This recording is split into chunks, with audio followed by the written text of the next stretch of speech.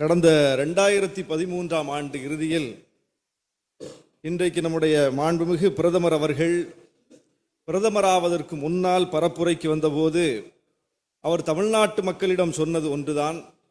இப்போது இருக்கக்கூடிய பிரதமர் வலிமையற்றவராக இருக்கிறார், அதனால்தான் தமிழ்நாட்டு மீனவர்கள் தாக்கப்படுகிறார்கள், சுடப்படுகிறார்கள், கொல்லப்படுகிறார்கள், அவருடைய படகுகள் சூறையாடப்படுகிறது. வலிமையற்ற ஒருவர் பிரதமராக இருப்பதனால்தான் இதனால் நடக்கிறது.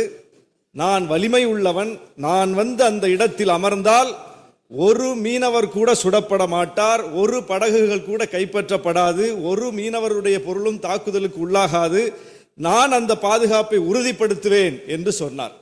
அவர் 2வது முறையும் பிரதமரானார். 3வது எதிர்காலத்தில் வருவதை முன்னுணர்ந்து வெளிக்காட்டக்கூடிய நம்முடைய முதலமைச்சர் அவர்கள் பிரதமர் இப்படி போகிறார் என்று தெரிந்தவுடனேயே சட்டமன்றத்தை ஒரு தீர்மானத்தை கொண்டு வந்து கோரிக்கையும் வைத்தார். அதற்கு பிறகும் இன்றைக்கு பிரதமர் போன வேகத்தில் வந்திருக்கிறாரை தவிர நம்முடைய பிரச்சனை முடியவில்லை, தீரவில்லை.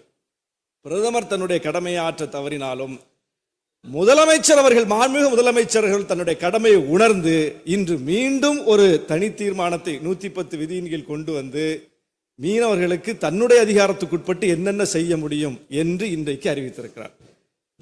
நம்முடைய மீனவர்கள் இலங்கைக்கு சென்று கடற்கரைக்கு சென்று நம்முடைய மீனவர்கள் மீன்பிடிக்க செல்லும் போது இலங்கை கடற்படையாலும் கடற்கொள்ளையர்களாலும் தாக்குதலுக்கு உள்ளாகும் போது அதை வாங்கி கொண்டு வருகிறார்கள், தாக்குதலை வாங்கி கொண்டு வருகிறார்கள். திருப்பி தாக்குவதற்கு வலிமையற்றவர்கள் அல்ல அவர்கள். அலையோடும் இயற்கை சீற்றத்தோடும் புயலோடும் போராடக்கூடியவர்களுக்கு அந்த தாக்குதல் நடத்தக்கூடியவர்களை திருப்பி தாக்க தெரியாதா என்றால் திருப்பி தாக்க தெரியும். ஆனால் சட்டத்துக்கு கட்டுப்பட்டு அவர்கள் அந்த அடியை வாங்கி கொண்டு திரும்பி வருகிறார்கள். இந்த எதிர்வினையை அரசு செய்ய வேண்டும் என்று அவர்கள் வருகிறார்கள். நம் அரசின் மீது நம்பிக்கை வைத்து, நம்முடைய பிரதமர் மீது நம்பிக்கை வைத்து, நம்முடைய நாட்டின் மீது நம்பிக்கை வைத்து, நம்முடைய கடற்படையின் மீது நம்பிக்கை வைத்து அடியை வாங்கி கொண்டு பொருளை பறிகொடுத்து விட்டு சேதத்தை உள்வாங்கிக் கொண்டு துப்பாக்கி சூடை உள்வாங்கிக் கொண்டு அவர்கள் வருகிறார்கள், நிற்கதியாக வருகிறார்கள். அப்போ பாதுகாப்பை உறுதிப்படுத்த வேண்டியது யார்? ஒரு முதலமைச்சரால் அதை செய்ய முடியுமா? 2 நாட்டுக்கும் இடையிலான பிரச்சனையில ஒரு முதலமைச்சர் தீர்வு கொடுக்க முடியுமானா முடியாது. பிரதமர் தான் கொடுக்க முடியும். இலங்கை அதிபரோடு போய் நம்முடைய முதலமைச்சர் பேச முடியுமா? முடியாது. பிரதமர் தான் பேச முடியும். அப்போ அதிகாரம் அவங்கள்ட்ட இருக்கு. அந்த அதிகாரம் நம்முடைய முதலமைச்சரிடம் இருந்தால் இவர் தீர்வு கொடுப்பார். ஆனால் அதிகாரம் இல்லை. என்ன அதிகாரம் இருக்கு? நலத்திட்டங்கள் தான் செய்ய முடியும். அதைத்தான் இன்றைக்கு நம்முடைய மாண்பு முதலமைச்சர்கள் அறிவித்திருக்கிறார்கள். இதிலும் கூட ஏற்கனவே இப்ப நாகப்பட்டினம் சார்ந்து அண்ணன் மாலி அவர்கள் இங்கே சொன்னார்கள், நிறைய திட்டங்கள் மீனவர்களுக்கு அறிவிக்கப்பட்டிருக்கிறது. குறிப்பாக இந்த ஆட்சி வந்த பிறகு என்னுடைய சட்டமன்ற தொகுதியிலேயே நம்பியார் நகரில் புயல் பாதுகாப்பு மையம் கட்டப்பட்டிருக்கிறது, கடல் அரிப்பு தடுப்புச்சுவர் கட்டப்பட்டிருக்கிறது, பட்டினச்சேரியில் கடல் அரிப்பு தடுப்புச்சுவர் கொடுக்கப்பட்டிருக்கிறது, ஏராளமான திட்டங்கள். அதுபோல சாமந்தான்பேட்டையில் மீன்பிடி தூண்டில் வளைவு துறைமுகம் அமைக்க வேண்டும் என்று IIT அறிஞர்கள்லாம் வந்து ஆய்வு செய்து அதை அமைக்கப்படும் என்று சொல்லி இங்கேயும் சட்டமன்றத்திலும் அறிவிக்கப்பட்டது. பல திட்டங்கள் வந்திருக்கிறது. இதுல ஒன்றிய அரசின் நிதி எதற்கெல்லாம் வர வேண்டியிருக்கிறதோ அந்த திட்டங்கள் அப்படியே நிற்கிறது. குறிப்பாக திருப்போரூர் தொகுதியில நெம்மேலி குப்பம், எங்கள் தலைவர் எழுச்சி தமிழருடைய சிதம்பரம் தொகுதியில சாமியார்பேட்டை, இப்படி தமிழ்நாடு முழுவதும் இருக்கக்கூடிய கடற்கரை கிராமங்கள்ல அறிவிக்கப்பட்ட பணிகள் ஒன்றிய அரசினுடைய நிதியுதவியோடு செயல்படுத்தப்படும் என்று சொன்ன பணிகள் அப்படியே நிக்குது. சாமந்தான்பேட்டை பணிகள் நாகப்பட்டினத்தில் இதுவரை தொடங்கப்படல. அப்போ இதிலும் கூட ஒன்றிய அரசு நலத்திட்டங்கள் விஷயத்திலும் கூட ஒன்றிய அரசினுடைய நிதியை எதிர்பார்த்து தடைபட்டு நிற்கிறது. முழுக்க முழுக்க மாநில அரசினுடைய நிதியாக இருந்தால் நம்முடைய அரசு செய்து முடித்திருக்கும் பல திட்டங்களை செய்திருக்கிறார்கள். எனவே இதையும் கவனப்படுத்தி ஒன்றிய அரசிடம் அந்த நிதியையும் கேட்டு பெற்று விரைந்து அந்த பணிகளை தொடங்க வேண்டும் என்று சொல்லி முதலமைச்சர் அவருடைய இந்த அறிவிப்புக்கு நன்றி தெரிவித்து விடுதலை சிறுத்தைகள் கட்சியின் சார்பில் மீண்டும் இதை வரவேற்று அமர்கிறேன். நன்றி. பேரவைத் தலைவர் அவர்களே, இங்கு எதிர்க்கட்சியை சார்ந்த, குறிப்பாக எதிர்க்கட்சி தலைவர் அவர்கள் உள்ளிட்ட எதிர்க்கட்சி தலைவர்களை சார்ந்த சட்டமன்ற உறுப்பினர்கள் ஒரு பிரச்சனையை கிளப்பி அதற்கு பிறகு விவாதங்கள் நடைபெற்று அவை முன்னர் அவர்கள் அவருக்கு விளக்கம் தந்து நீங்களும் ஒரு முடிவெடுத்து அதில் திருப்தி அடையாத சூழலை அவர்கள் வெளிநடப்பு செய்திருக்கிறார்கள். அதே நேரத்தில் நான் சொல்ல விரும்புவது, கையிலே ஒரு பதாகையை பிடித்துக் கொண்டு வந்து அதில் வாசகம் என்ன எழுதப்பட்டிருக்கிறது சொன்னால், தியாகி யார், அந்த தியாகி யார், அந்த தியாகி யார் என்று எழுதப்பட்டிருக்கிறது. பேட்ஜும் போட்டிருக்கிறார்கள். மறைந்த எம்ஜிஆர் அவர்களால் உருவாக்கப்பட்டு மறைந்த அம்மையார் ஜெயலலிதா அவர்களால் வளர்த்தெடுக்கப்பட்ட அதிமுகவை அதற்கு பிறகு பொறுப்பேற்ற இப்பொழுது எதிர்க்கட்சி தலைவராக இருக்கக்கூடியவர்கள் தாங்கள் சிக்கியிருக்கக்கூடிய பல்வேறு வழக்குகளிலிருந்து பல்வேறு பிரச்சனைகளிலிருந்து தப்பித்துக் கொள்வதற்காக போய் யாருடைய காலிலே போய் விழுந்தார்களோ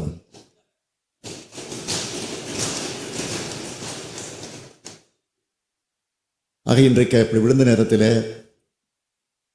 நொந்து போய் நூல்ஸாக மாறி இருக்கக்கூடிய அதிமுக தொடர்கள் தான் இன்றைக்கு தியாகிகளாக இருக்கிறார்கள். முதலமைச்சர் பதவி வாங்குவதற்காக யாருடைய காலிலே விழுந்து அந்த அம்மையார் ஏமாற்றிட்டு போனார், அவர்தான் இன்றைக்கு தியாகிகள். நம்முடைய மாண்புமிகு சரஸ்வதி அவர்கள் பாரதிய ஜனதா கட்சியை சேர்ந்தவர்கள், அவருக்கும் ஒரே ஒரு கேள்வி கேட்பதற்கு ஒரு வாய்ப்பு வழங்கப்படும். மாண்புமிகு உறுப்பினர் KA செங்கோட்டையன் அவர்கள். மாண்புமிகு பேரவைத் தலைவர்களை, ஈரோடு மாவட்டம் கோபிச்செட்டிப்பாளையம் வட்டம் ஆடை தயாரிக்கும் தொழிற்சாலை விரிவாக்கம் குறித்து தங்களுடைய கவனத்தை ஈர்க்கிறேன். மாண்புமிகு அமைச்சர் அவர்கள். மாண்புமிகு பேரவைத் தலைவர்களே, விவர அறிக்கை ஒன்று உறுப்பினர்களின் மேசை மேல் உள்ள சிறு கணினியில் பதிவேற்றம் செய்யப்பட்டுள்ளது என்பதை தெரிவித்துக் கொள்கிறேன். மாண்புமிகு உறுப்பினர் KA செங்கோட்டையன். பேரவைத் தலைவர்களை, விவர அறிக்கையை நான் படித்து பார்த்தேன். அது பல்வேறு நிலைகளிலே அந்த தொழிற்சாலை இயங்குவதற்கு தடையில்லா சான்றிதழை முதல் கட்டமாக பணிகளை துவங்குவதற்காக அனுமதி வழங்கப்பட்டிருக்கிறது. அதற்கு பல்வேறு விளக்கங்கள் இங்கே கொடுக்கப்பட்டிருக்கிறது. 2014 அந்த தொழிற்சாலை பவானி டெக்ஸ்டைல் ப்ராசஸ் மில் என்று சொல்லப்படுகிற அதற்கு மின் துண்டிக்கப்பட்டது என்றும் அதற்கு பிறகு செயல்படுவதற்கு ஆலைக்கு அனுமதி இல்லை என்றும் 22 அங்கே கூறப்பட்டது உயர்நீதிமன்றத்துடைய தீர்ப்பு என்பதையும் இங்கே குறிப்பிடப்பட்டிருக்கிறது. நான் அமைச்சர் இங்கே இருக்கிற அரசிடத்தில் எடுத்துச் சொல்வது, இந்த சாய தொழிற்சாலை இங்கே வருகின்ற போது ஏறத்தாழ 1,68,000 மீட்டர் 15,68,000 மீட்டர் தண்ணீரை பயன்படுத்துவதற்கு தயாராக இருக்கிறது. அதில் ப்ராசஸ் செய்ததற்கு பிறகு 45,000 லிட்டர் தண்ணீரை வெளியேற்றுவதற்கும் அனுமதி பெறுவதற்காக அவர் அந்த அனுமதியை பெற்றிருக்கிறார்கள். ஆக அப்படி வருகின்ற போது ஏறத்தாழ 49 நீரேற்று நிலையங்கள் இந்த ஆற்றிலே இருக்கிறது. 40 லட்சம் மக்கள் அதை பயன்படுத்தி கொண்டிருக்கிறார்கள். விவசாய நிலங்கள், கால்நடைகள், குடிநீர் போன்ற பல்வேறு நிலைகள் நின்று பார்க்கின்ற போது அது நச்சுத்தன்மை ஏற்படுகிற போது அதை குடிநீரை பயன்படுத்த இயலாது, விவசாயத்தையும் பயன்படுத்த இயலாது. ஆகவேதான் இதையெல்லாம் உடனடியாக முன்னனுமதி வழங்கப்பட்டிருக்கிற அந்த ஆலைக்கு உடனடியாக அதை ரத்து செய்ய வேண்டும் என்பதுதான் விவசாயியுடைய கோரிக்கை, குடிநீர் பருகின்ற ஏழை எமக்குடைய கோரிக்கை என்பதையும் நான் இந்த நேரத்தில் வலியுறுத்த விரும்புகிறேன். மாண்புமிகு அமைச்சர் அவர்கள். மாண்புமிகு பேரவைத் தலைவர்களே, மாண்புமிகு உறுப்பினர் மதிப்பிற்குரிய அண்ணன் செங்கோட்டையன் அவர்கள் குறிப்பிட்டதைப் போல இந்த பவானி டெக்ஸ்டைல்ஸ் நிறுவனம் 1984 ஆண்டு துவங்கப்பட்டதிலிருந்து பல்வேறு நிலைகளை சந்தித்து இன்றைக்கு இந்த பிரச்சனைகள் வந்திருக்கிறது. ஒவ்வொரு காலகட்டத்திலும் அவர்கள் அரசனுடைய அல்லது மாசு கட்டுப்பாட்டு வாரியத்தினுடைய இசைவாணையை பெற்று விரிவாக்கத்திற்கு சென்றிருக்கிறார்கள். இந்த நீண்ட நெடிய காலங்களில் பல முறை அவர்களுக்கு அனுமதி மறுக்கப்பட்டிருக்கிறது. இறுதியாக அவர்கள் கோர்ட்டுக்கெல்லாம் சென்று அதற்கு பிறகும் கூட இறுதியாக அவர்களுக்கு அந்த இசைவாணை வழங்கப்பட்டிருக்கிறது. இருந்தாலும் நம்முடைய மாண்புமிகு உறுப்பினர் செங்கோட்டையன் அவர்கள் இந்த மன்றத்திலே அதை ஒரு கேள்வி வாயிலாகவும் எழுப்பி இதற்கு உடனடியாக தீர்வு காணக்கூடிய வகையில் அந்த இசைவாணைகளை ரத்து செய்து விரிவாக்கத்திற்கான எந்த விதமான இசைவினையும் அளிக்கக்கூடாது என்றும் அவர்கள் தெரிவித்திருக்கிறார்கள். அதனை ஒட்டி அந்த பகுதியில் இருக்கக்கூடிய விவசாய பெருங்குடி மக்களும் அங்கே பல போராட்டங்களை நடத்தி கொண்டிருப்பதும் அரசினுடைய கவனத்திற்கு வந்திருக்கிறது. நம்முடைய மாண்புமிகு வீட்டு வசதி துறையினுடைய அமைச்சர் அண்ணன் முத்துசாமி அவர்களும் அது குறித்து என்னுடைய கவனத்துக்கு கொண்டு வந்திருந்தார்கள். அந்த பவானி பகுதி, அந்த ஆற்றினுடைய கரையில் இருக்கக்கூடிய விவசாய பெருங்குடி மக்கள் அவர்களும் முக்கியமானவர்களெல்லாம் வந்து நம்முடைய மாண்புமிகு முதலமைச்சர் அவர்களை நேரிலே சந்தித்து இந்த பிரச்சனையை அவர்களிடத்தில் எடுத்து சொன்னபோது முதலமைச்சர் அவர்கள் ஒன்றை மிக உறுதியாக அவர்களிடத்தை தெரிவித்திருக்கிறார்கள். இந்த காலகட்டத்திலும் அந்த விவசாயிகள் அவர்களுக்கான விளைநிலங்களோ பாசனங்களோ பாதிக்கப்படாத வகையில் அதே போல் அந்த குடிநீர் வழங்குவதிலும் எந்த விதமான சூழ்நிலையிலும் பாதிப்பு வராத வகையில் அரசு உறுதியான நடவடிக்கைகளை மேற்கொள்ளும் என்பதை தெரிவித்திருக்கிறார்கள். இதுவரை அங்கே விரிவாக்கத்திற்கான எந்த விதமான பணிகளும் துவங்கப்படவில்லை.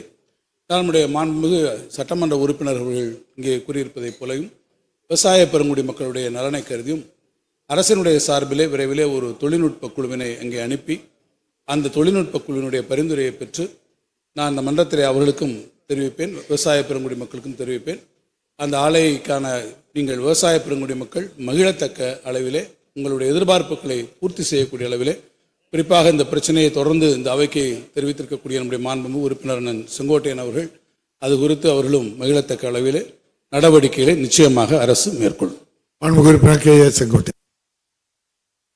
மாண்புமிகு பேரவைத் தலைவர் அவர்களே, வீட்டு வசதித்துறை அமைச்சர் அவர்கள், நிதித்துறை அமைச்சர் அவர்கள், முதலமைச்சர் அவர்களையும் விவசாயிகள் சந்தித்து இதற்கான பாதிக்கப்படுகிற நிலைகளை எடுத்துச் சொல்லியிருக்கிறார்கள். அதற்காக அமைச்சர் அவர்கள் நல்ல செய்தி வரும் என்று குறிப்பிட்டார்கள். நல்ல செய்தி வருகிற போது அந்த ஆணையை சார்ந்தவர்கள் வழக்கு மன்றத்திற்கு சென்று விடக்கூடாது. அப்படி செல்லாமல் இருப்பதற்கு கேவியட் ஒன்றை அரசின் சார்பாக போட வேண்டும் என்பதையும் நான் இந்த நேரத்திலே வலியுறுத்த விரும்புகிறேன். அதே போல அடையம்பாளையம் என்ற இடத்தில் இதுபோன்ற பவானி சேகர ஆற்றின் வழியில் இருக்கின்ற சாயப்பட்டறையினுடைய நீர்கள் வருகிறது என்று நம்முடைய AK செல்வராஜ் அவர்களும் அதை பார்த்து அதற்கு பிறகு ஆய்வு செய்ததற்கு பிறகு அங்கே சுற்றுச்சூழல் துறையின் மூலமாக ஆய்வு செய்கின்ற போது அதிலே சாயப்பட்டறை தண்ணீர் இருக்கிறது என்று அதற்கு மேலே குறிப்பிட்டிருக்கிறார்கள். அதையும் பண்ணாரி அவர்களும் குறிப்பிட்டார்கள். அதற்கு ஒரு பெரிய போராட்டமே நடைபெற்றது. ஆகவே சாயத்தண்ணியை பொறுத்தவரையிலும் ஆற்றை விடாமல் இருப்பதற்கு முழுமையாக இந்த அரசு நடவடிக்கை மேற்கொள்ள வேண்டும் என்பதை உங்கள் மூலமாக வலியுறுத்தி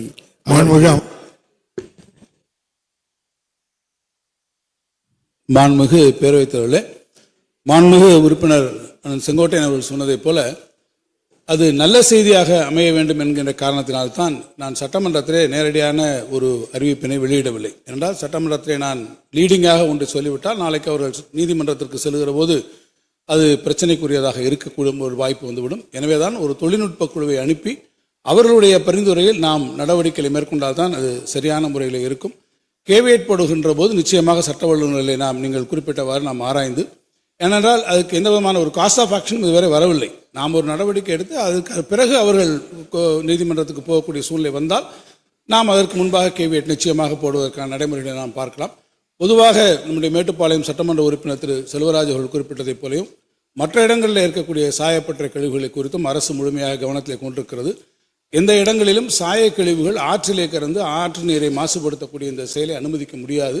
அதற்கு உரிய நடவடிக்கைகளை நீங்கள் மேற்கொள்ள வேண்டும் என்று நான் நம்முடைய மாசு கட்டுப்பாட்டு வாரிய அதிகாரிகளுக்கு அறிவுரை வழங்கியிருக்கிறேன். விரிவான விவரங்களை மானிய கோரிக்கை விவாதத்தின் போது நான் அதில் தெரிவிக்கிறேன். மாண்புமிகு உறுப்பினர் திரு அருள் அவர்கள் அவசர பொது முக்கியத்துவம் வாய்ந்த நிகழ்வினை மாண்புமிகு சமூக நலன் மகளிர் உரிமைத்துறை அமைச்சர் அவர்களின் கவனத்திற்கு கொண்டு வருவார். மாண்புமிகு உறுப்பினர் அருள். மாண்புமிகு பேரவைத் தலைவர் அவர்களே, மாற்றுத்திறனாளர்கள் நலத்துறையின் மூலம் வழங்கப்படும் செயற்கை கை கால் போன்ற அவயங்களை விரைந்து வழங்குவது குறித்து அவையின் கவனத்தை ஈர்த்து அமர்கிறேன். மாண்புமிகு சமூக நலன் மகளிர் உரிமைத்துறை அமைச்சர் அவர்கள். மாண்புமிகு பேரவைத் தலைவர் அவர்களே, விவர அறிக்கை ஒன்று உறுப்பினர்களின் மேசையின் மேலுள்ள சிறுகணினியில் பதிவேற்றம் செய்யப்பட்டுள்ளது என்பதை தெரிவித்துக் கொள்கிறேன். மாண்புமிகு உறுப்பினர் அருள். மாண்புமிகு பேரவைத் தலைவர் அவர்களே வணக்கம். விவர அறிக்கையை படித்து பார்த்தேன். இந்த கடந்த 3 ஆண்டுகளில் 22, 23 முதல் 24, 25 ஆண்டு வரையில 3969 பேருக்கு நவீன அவயங்கள் 33.74 கோடி அளவில் வழங்கப்பட்டிருப்பதாக இந்த விவர அறிக்கையில் தெரிவிக்கப்பட்டிருக்கிறது. மற்றற்ற மகிழ்ச்சி. அதில் ஒரு சொல்லியிருக்காங்க, விண்ணப்பித்த 30 நாட்களிலே அந்த அவயங்கள் வழங்கப்படும் என்று சொல்லியிருக்கிறார்கள். ஆனால் அந்த இதில் மட்டும் எனக்கு ஒரு சிறு மாற்று கருத்து இருக்குது. 26/8/2022 அன்று எனது தொகுதியை சேர்ந்த முத்துராயக்கம்பட்டி சேர்ந்த காரச்சாவடியில் இருக்கிற வெங்கடேசன் ஒரு தம்பி, கிட்டத்தட்ட 25 வயது பையன், அந்த 22வது வருஷம் அவங்க நானும் பரிந்துரை கடிதம் கொடுத்தேன். அந்த தம்பி விண்ணப்பித்தார். ஆனால் இன்று வரையிலே அவருக்கான அந்த அவயங்கள் வரவில்லை.